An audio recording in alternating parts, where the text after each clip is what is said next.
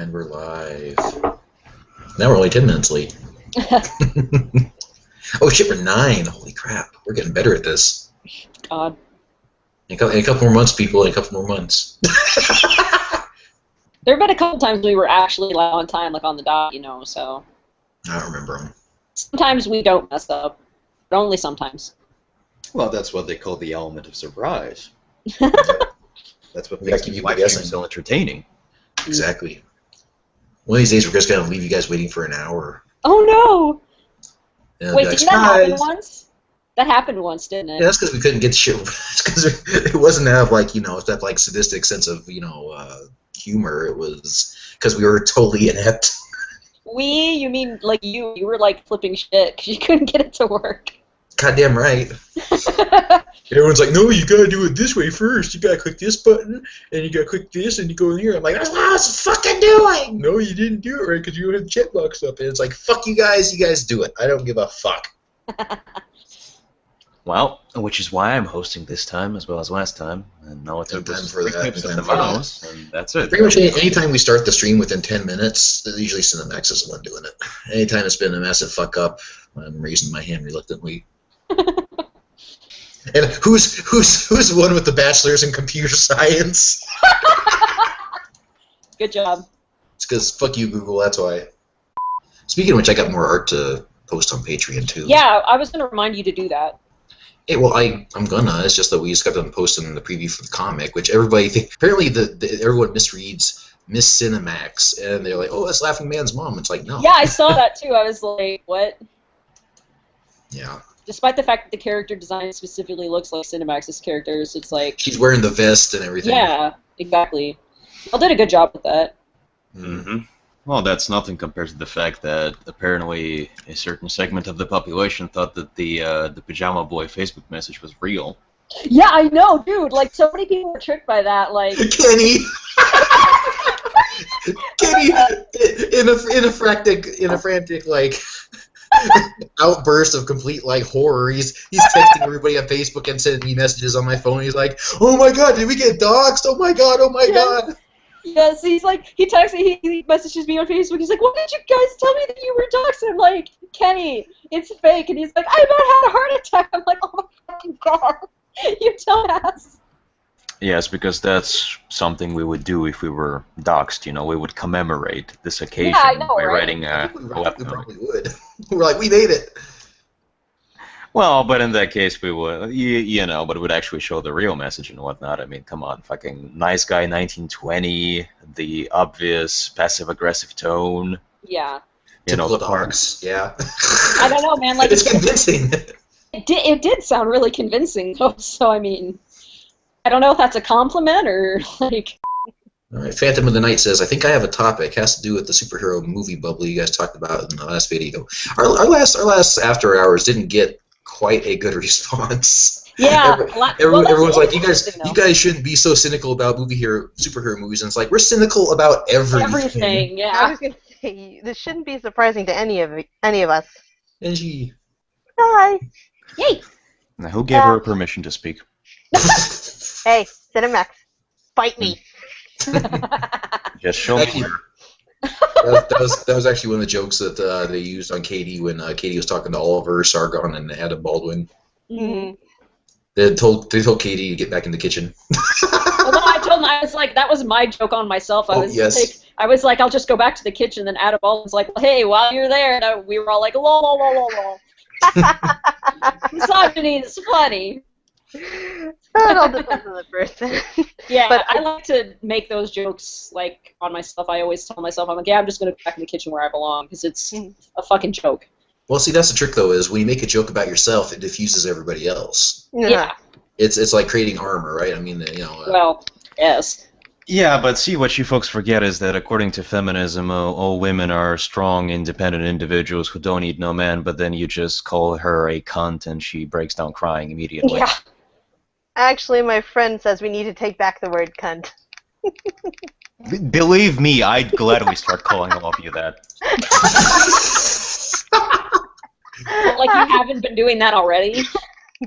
No, he hasn't been doing it publicly. That's the difference. Ah, yeah, that's true. Yeah, there's a difference, you know, shouting it across the street or shouting it from the comfort of my car with the windows up.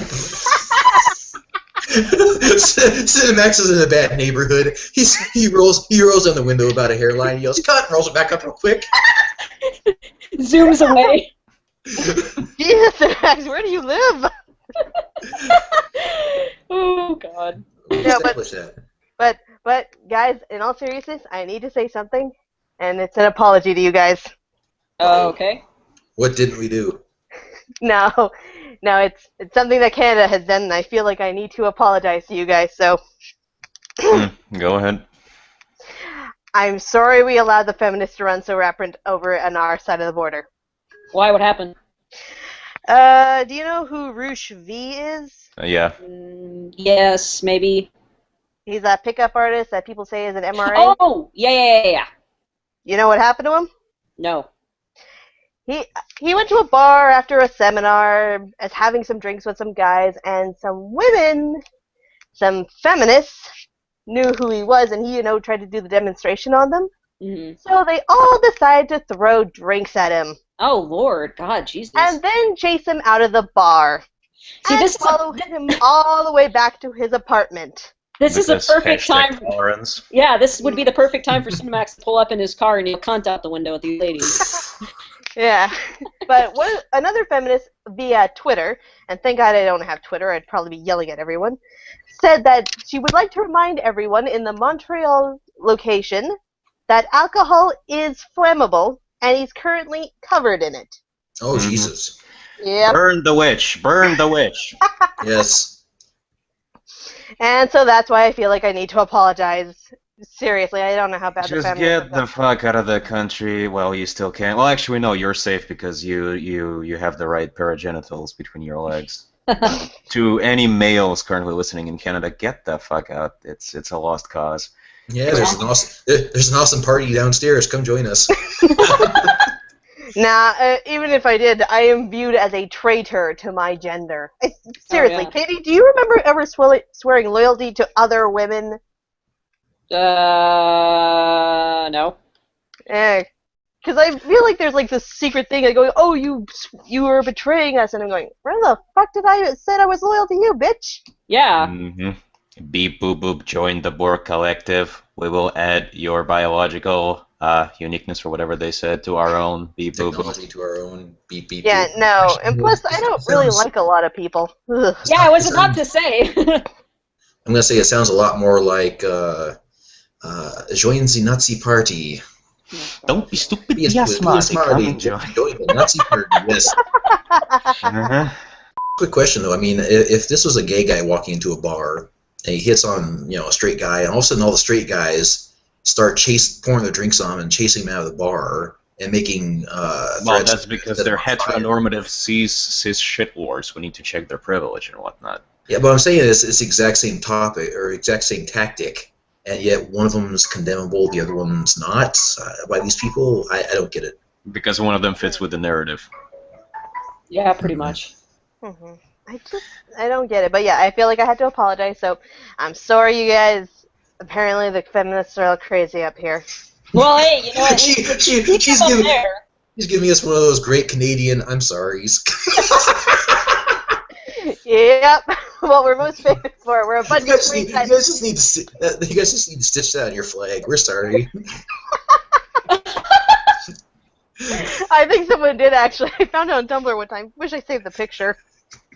It's just, you people are so polite. I mean, every single time it's like, we're sorry. We're sorry. Sorry. Hey, how's it going? We're sorry.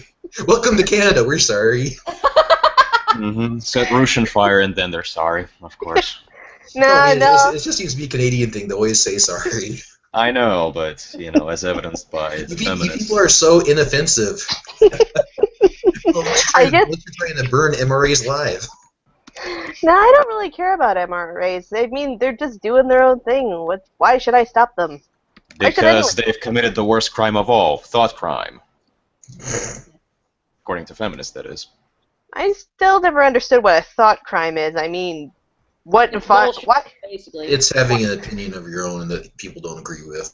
That's a thought. A thought crime is anything that is not politically correct, because Yeah. that's where the term politically correct came from. That's the political part, that you're going against the party that is in power right now. So if the authority says that 2 + 2 = 5, and you're like, well, no, 2 + 2 is obviously 4, that is a politically incorrect opinion. That's a thought crime. Yeah, the way I would have thought crimes would have been you're thinking of doing a crime. No, Yeah, well, thought crime is that's a legal. crime in itself, so yeah, that's... It's like Minority Report. But You're about to think of something that goes against the grain. We're gonna send the police after you. Yeah, I just thought I wanted to bring that up. That's the only thing that's happened from then until now. And every story I hear every time on my Facebook feed always has to do with the feminists. I'm going, guys, leave me alone. So wait a second here. On the one hand, women should be able to, take off their tops and show their tits around. But on the other hand, Rushvi is a misogynist because he likes tits. Apparently. How? Paradox! No, see, women could show their tits, but you're not allowed to look at them or like them or be in their presence. Ah, gotcha. So it's the same argument as they make for pornography. It's empowering for women, but it's disgusting that men look at it. Yeah. I got it. It can exist, but you're not allowed to watch it. Nope. Do these ideologues even understand how the free market works? If men didn't watch, these women would not get paid. No, forget about it. Who gives a shit about economics? Who gives a fuck about the real world? Max, you're thinking about this too hard. Just let it go. Yeah, you're right. I should probably abandon all my rationality and just consult my feelings. Yep, there you go. You can join Tumblr with everybody else. Oh, God. Not the feelings. But you don't understand. I feel like it might be wrong. And I'm about to make you feel wrong. Ooh, Ugh. kinky. Ah! No! No! I didn't pay. I mean, like, Max, she didn't pay you yet. Well, it's almost September, so we're gonna get her payment processed sooner or later. Why can't you people be consistent with your avatars and your names? Because it's so much fun to mess with you. Yeah, and you're not coins anymore. What's with that? I bought a shirt, and on the shirt it says, I'm a gamer, not because I don't have a life, but because I choose to have many. That's pretty cool. And Pretty I cool. am wearing it. Though there's a Oh my problem. god, she's showing a picture of her boobs. I'm wearing a Pokemon shirt. It says Fire Spinners, and it's Well, the it's Fire problem Pokemon. is right now, I like it. But the problem with the I'm a gamer is currently I might as well just paint a target on my boobs because it's just right there. Well, we know Yeah. for a fact that if Felicia Day saw you, she'd cross the street because apparently you're a raging misogynist who's gonna fucking beat her into a pulp, perp stomp her like an American History X. Go home, gamer girl. Crash. Crunch. Yeah. Yeah. Yeah, I I think- always have that problem too. The logos are always right on my tits, and I'm like, oh, okay. Mm-hmm. That's the problem. Lady Hashtag problems, boob oh problem. boy. Well, you know what? Meanwhile, all the men in this conversation are uncomfortable. Men just need to have logos on the front of their pants. And then Yeah, there you go. You know what? You know, I saw the coolest fucking T-shirt I ever saw in my entire life. Yeah. What's that? It's from like T-shirt hell, and what you do is in very very small print, right above the bottom of the shirt in the front, it says if you're this close, you might as well suck my dick. That's awesome. Classy. Dude, that's great. I like it. Oh, one more thing before I get kicked off. After you find Phantom. Yeah. Cinemax, you need a hug. No, but you can do what Lefferman suggested just a second ago. Max is getting a shirt. When did you start cracking these types of jokes? Let's see, ever since my avatar redesign. I know. Ever since he got rid of the fedora, he became a total cut destroyer. See, folks, that's what they call a character arc. I found this picture last night on the net, and it's a picture of Doug Walker's fucking high school yearbook, and he's clean shaven. He's wearing a fedora, and underneath it says "Cut Destroyer."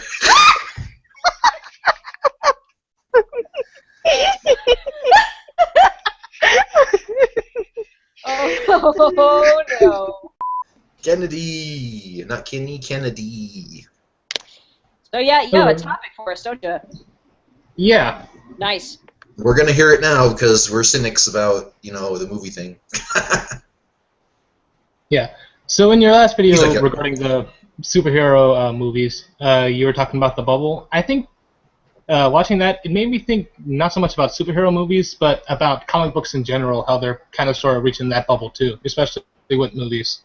Because, well, it's not just superheroes. There are other types of comic books that are being turned into movies. Some people don't even know that Kingsman: The Secret Service was based off a comic book. Yeah, it was. Yeah.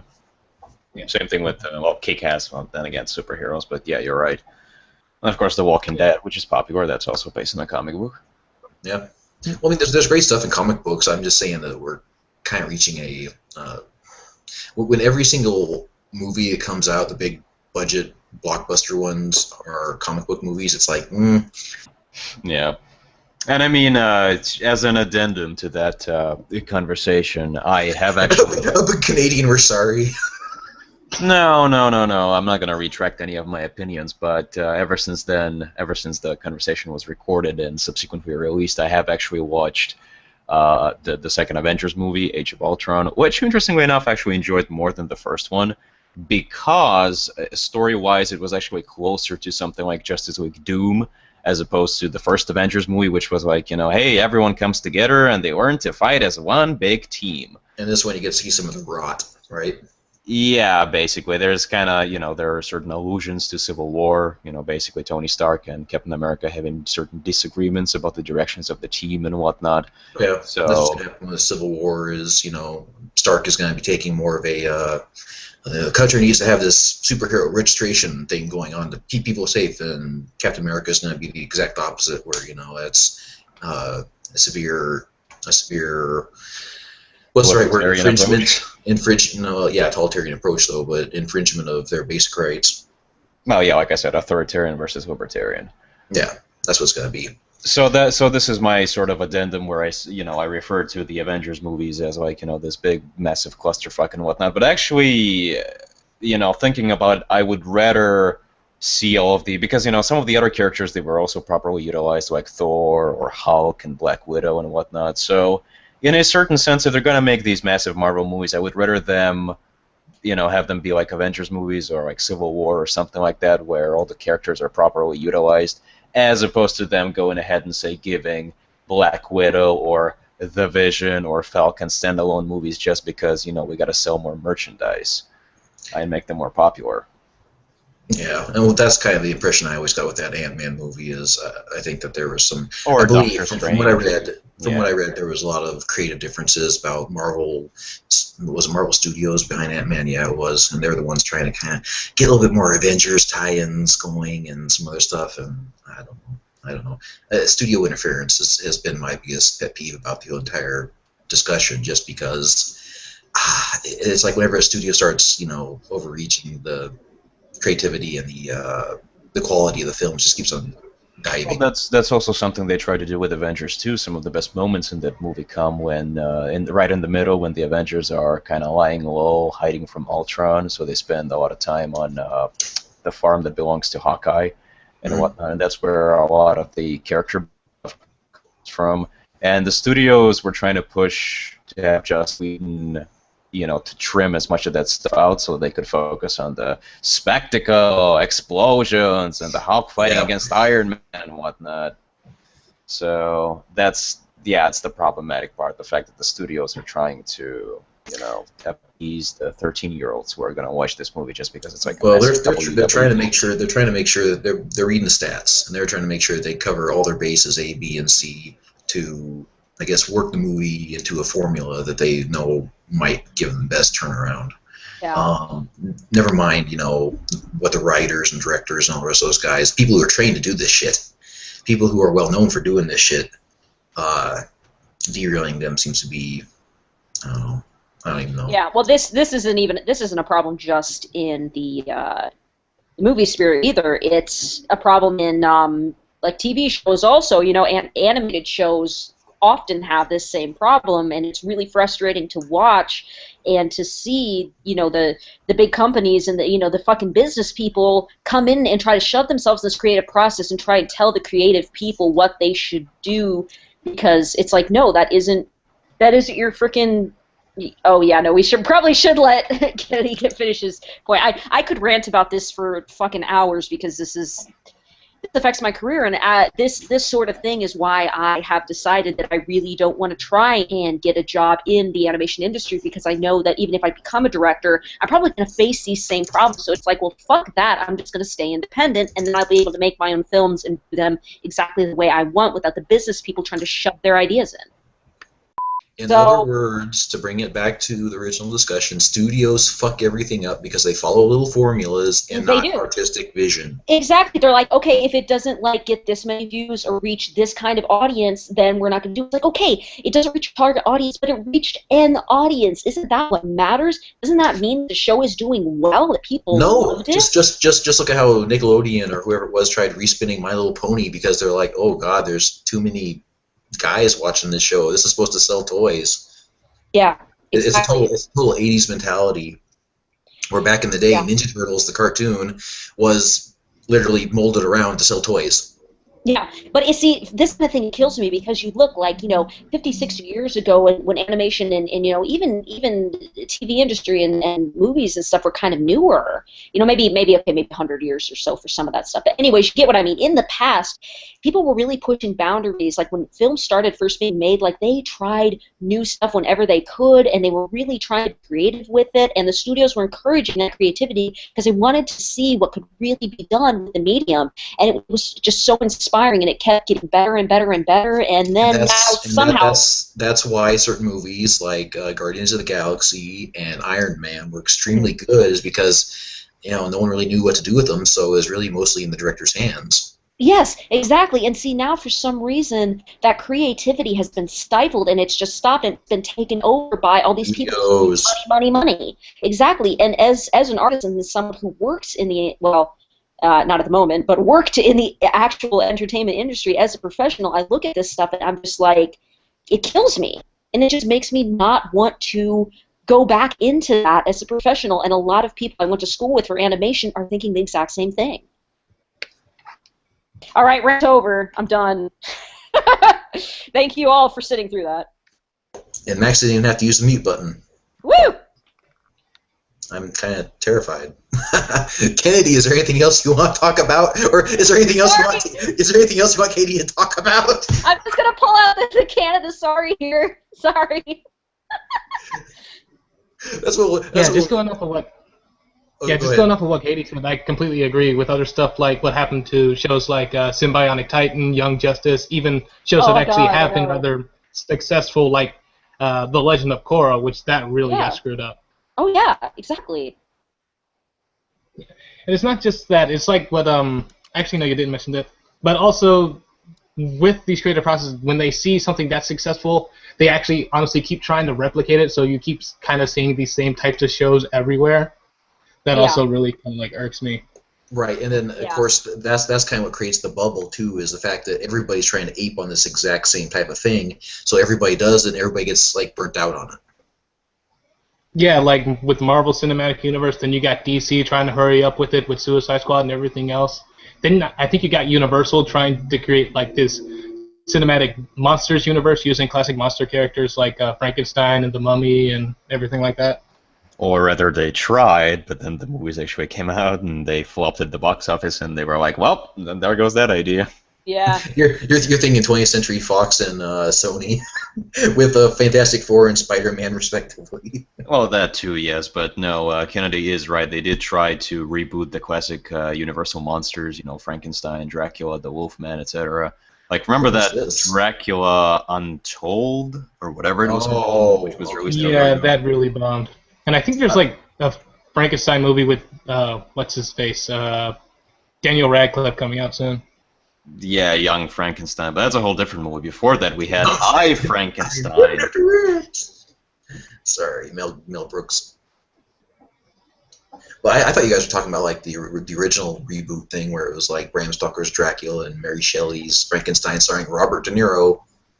Well, yeah, I mean those movies were rebooted, a dozen times beforehand, but they did actually this time around try to create like a massive cinematic universe, and they would have like the I don't know what they would call it. A team up between these monsters. I guess some sort of like the League of Extraordinary Gentlemen type of another Hugh Jackson Van Helsing movie, which was balls bad. Yeah. Yeah. Oh, by the way, speaking of the League of Extraordinary Gentlemen, guess what? They are rebooting that one too. What? Really? What the fuck? And it's from a female perspective.